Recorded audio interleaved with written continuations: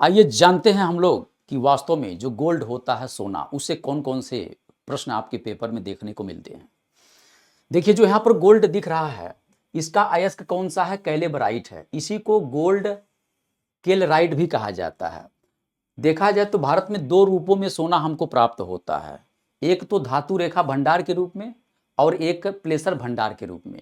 धातु रेखा भंडार यानी चट्टानों से प्राप्त सोना जो होता है धातु रेखा भंडार के तहत प्राप्त होता है, और नदी घाटी में जो बालू के पार्टिकल में प्राप्त होते हैं उनको हम क्या कहते हैं? प्लेसर भंडार या जलोढ़ सोना कहा जाता है। जैसे यहाँ पर धातु रेखा भंडार की बात किया जाए तो स्वर्ण के वे भंडार जो हमको चट्टानों से प्राप्त हो रहे हैं, ठीक, वो क्या कहे जाएंगे? धातु रेखा भंडार। एग्जाम्पल के तौर पर कोलार की खान जो कहाँ है? कर्नाटक में है।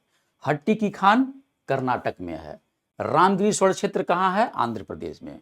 तो यहाँ सोना हमको चट्टानों से मिलता है। इसी क्रम में देखिए एक प्लेसर भंडार होता है, यानी सोना के वे भंडार जो नदी घाटी में हमको बालू से प्राप्त होते हैं वो प्लेसर भंडार कहे जाते हैं। जैसे स्वर्ण रेखा नदी से प्राप्त हो रहा है, सोन नदी से प्राप्त हो रहा है, सिंधु नदी से प्राप्त हो रहा है। नाम से पता चल रहा है स्वर्ण रेखा मतलब सोना, ठीक।